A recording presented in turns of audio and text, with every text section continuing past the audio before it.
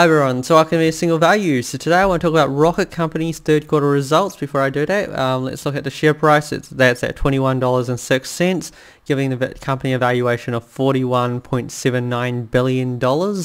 So let's look at the third quarter results. Origination volume was 122%, and that was a record at $89 billion.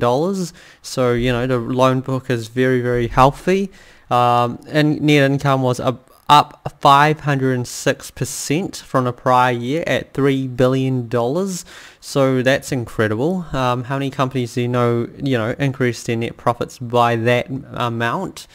And then they announced a $1 billion repurchase. So, obviously they think their shares are below the current value, and they probably don't feel like giving out dividends. So for them, a share repurchase kind of makes sense, where you can do one-offs. In a share repurchase, it returns some money to shareholders, particularly if you think the share price is below what you expect it to be, and it adds value to the shareholders without having to pay them in a dividends where they would also get taxed. So through an increase in share price, a shareholder would likely be happier.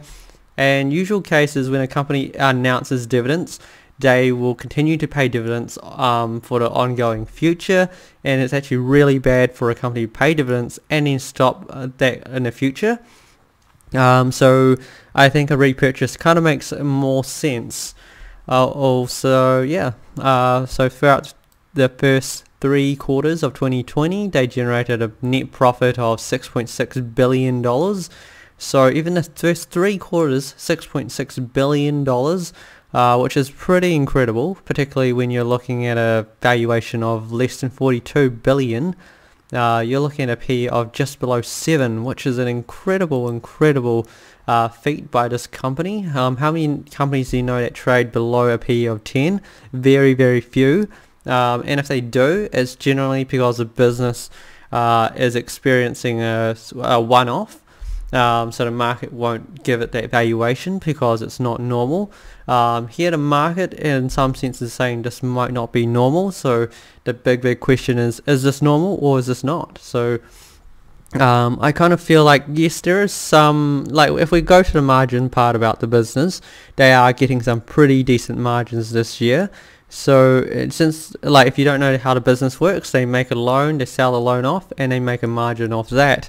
And this in the third quarter it was 4.52%, whereas in the third quarter last year it was 3.29%, and most of last year their margins were just above 3%, whereas this year they're getting 4 to 5%. Like last quarter was over 5%, right now it's 4.5%.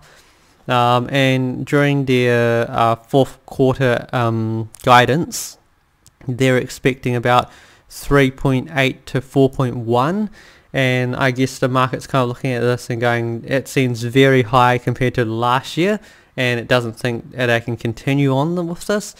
But that's still, even if you take away that extra margin, it's still a really good result for the company. So I think the market's kind of being a bit too cautious, particularly around this whole sector. Like if you look in the mortgage related companies, they are in a way trading below what other companies would trade at for this their kind of fundamentals and financials that they have. But that's just reality in some sense. Markets are really cautious around these things, but I think that's being a way too cautious around rocket companies. Rocket companies, even if their margin was lower, they would still produce some very, very good financial results, and the 41 billion seems a bit low for this company, but that's kind of how the market's interpreting these things right now. So here we go, we've got this other part, year to date. So for basically the first 3 quarters, the average rate is 4.48, whereas the whole year the same time for 2019, it was 3.11, so it is 44% higher. So that's the thing. It doesn't mean, if you put it back to normal, would that profit kind of figure, would it drop a bit? So potentially. So if we basically nearly basically halve that, and go, okay, if they earned at the same time last year with the same margins, given their loan book has increased substantially in terms of the loans that they've put out, they would still make at least $3.5 billion, and at $3.5 billion, we've just got slightly above a P of 10 on that. But that's assuming that the basic margins cannot be continued for the ongoing future, which we really don't know for now. So we have to see how that goes. But yeah, I wouldn't say, I would say this is kind of minimal, because remember, you're not investing in some company that's on a standstill and not growing. This is a company that's really growing really quick. They have a really ambitious goal of getting to 25% market share in the long term, and if you consider that a fact, this 122% growth year on year. So yeah, I think it's definitely being valued like a standard, slow grower in a sense, where the metrics are considered in a sense that they're getting above normal rates this year, and it won't continue. And once it doesn't, then they won't earn super high profits, but still they'll still earn some really good profits. Even if they earned $3.5 billion, it would more than justify the share price. And particularly this company is growing so well, you would expect it to be a lot higher for the current growth as well. So it doesn't make sense entirely why the share price is still, holding at this level, particularly with these results. But we have to accept that as the case. The market has interpreted it that way. It can happen in a lot of companies. Sometimes it actually takes many weeks, many months before it is recognized, or it actually takes more consistency. So remember, this company has grown so much, the profit level has jumped incredibly high. So the market kind of wants to see some consistency before rewarding this company. So maybe it might need another 1 or 2 quarters to really prove that. But long-term wise, this seems like an incredibly good company that if you're willing to hold, you would be rewarded over the long term. So I'm just looking at this, and the metrics are good. The company's performing some great numbers. I think that $1 billion buyback is also going to help prop up the share price, and it's a great return. So $1 billion at this current share price, what would they be returning? So it'd be like a 2.3%, closer to 2.4% return on capital to you as a shareholder, because they're reducing the amount of shares issued, available on issue. If you're in a way, you're not too picky about your return, then that share buyback itself is a pretty decent return. It definitely beats the bank, although you don't get into the share market just to beat the bank. But yeah, I think minimal return would be at least at 2.4. Based on that buyback at the current market valuation.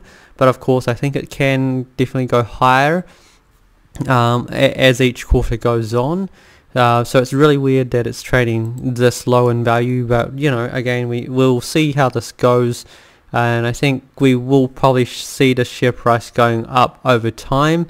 It's just more disappointing or weird that it's not really reacting in this current situation, but of course there's reasons for it. The mortgage market is very inconsistent. The company's receiving above normal margins, and the world economy is currently in a recession, so we kind of have to just be cautious.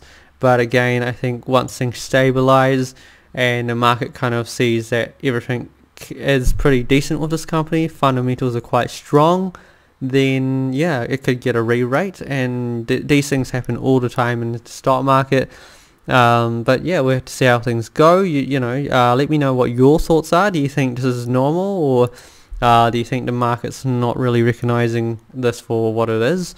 Yeah, until then, good luck investing, everyone. I thought I'd just go through this result. And I thought it was a good result. They did beat the guidance as well. I need to mention that. They did beat the guidance, though the market expectations were a little bit higher.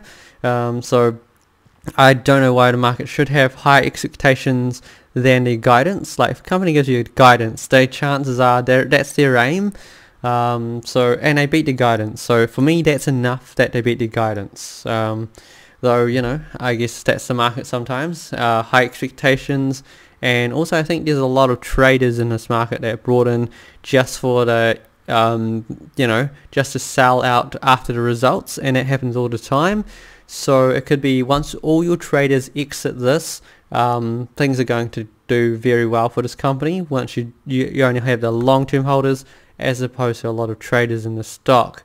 So until then, we'll probably check out what the next quarter will be out in another 3 months.